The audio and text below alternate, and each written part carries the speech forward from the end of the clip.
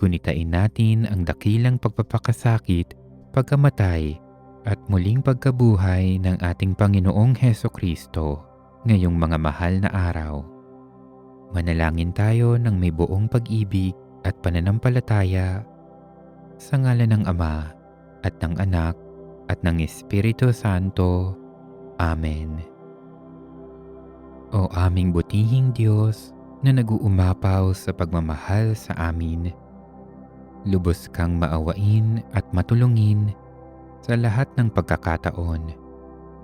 Sa loob ng 5 linggo ng Kwaresma, minarapat mong mapaghandaan namin ang dakilang pag-alaala namin sa pagpapakasakit, pagkamatay at muling pagkabuhay ng aming mahal na Panginoong Hesukristo. Kaisa ng iyong buong simbahan at ayon na rin sa iyong kabutihang loob, pinasisimulan namin ngayon ang mga mahal na araw.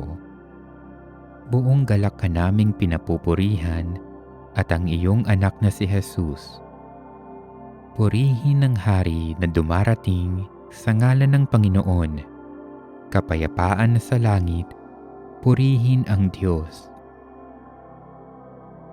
Inaalala namin ng may buong paggalang at pasasalamat ang matagumpay na pagpasok ni Jesus sa Jerusalem upang tuparin ang kanyang gawain bilang aming tagapagligtas, ang magpakasakit, mamatay, at muling mabuhay para sa aming kaligtasan. Taimtim nawa naming sariwain bilang isang bayan ng Diyos ang kanyang pag-aalay ng sarili para sa kapwa. Buong kapakumbabaan nawa naming mapagsisihan ang aming mga pagkakasala nang ganap naming maiayon ang aming buhay sa kanyang dakilang halimbawa. Taos-puso nawa kaming makasalo sa kanyang pagdurusa sa krus at nang sa gayon makahati kaming lahat sa kanyang pananaig sa kamatayan at matamo rin namin ang biyaya ng kanyang muling pagkabuhay. Ipagkaloob mong lubusan naming maunawaan at maisabuhay ang tunay na kahulugan ng mga mahal na araw na itong aming ipinagdiriwang. Matapat nawa naming magampanan at mapanindigan ang pananalangin, pag-aayuno, at pagkakawang gawa, lalo't higit sa banal na panahong ito. Ngayong mga mahal na araw, maituon nawa namin ang aming puso't diwa sa iyong krus na simbolo at katibayan ng iyong dakilang pag-ibig na hindi nagmamaliw. Ipinagkakatiwala namin sa iyo ang aming mga sarili, pati na ang aming mga pagsisikap sa mga mahal na araw na ito. Likhain mo sa amin ang pusong dalisay nang matapat naming ibigin at masundan ang aming Panginoong Hesukristong buong pag-ibig na nag-alay ng kanyang buhay para sa aming kapakanan. Sa gitna ng kabi-kabila naming mga tradisyon at mga kaugaliang ginagawa tuwing mga mahal na araw, huwag mo nawang hayaang mawalay ang aming puso't isip kay Hesukristong aming tagapagligtas.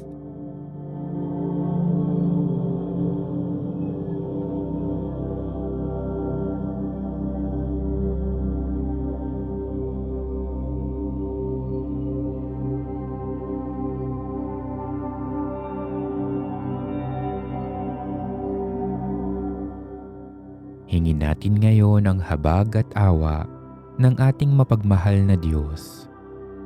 Patuloy tayong manalangin ng taus-puso nating mapagsisihan ang ating mga pagkakasala at pagkukulang, at igawad nawa sa atin ang pagpapatawad na mula sa ating butihing Diyos.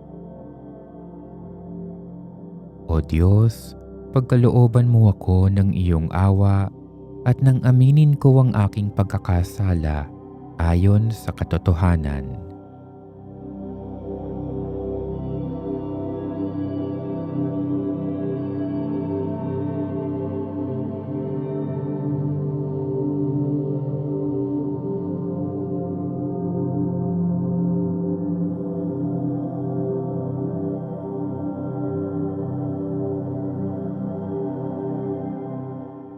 Inaamin ko sa makapangyarihang Diyos at sa inyo mga kapatid na lubha akong nagkasala sa isip, sa salita, sa gawa at sa aking pagkukulang.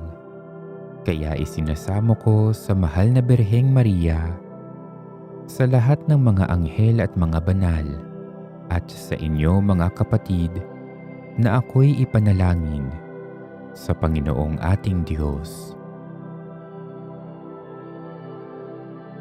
Ama naming makapangyarihan, tulungan mo ako. Inaamin kong tunay akong makasalanan.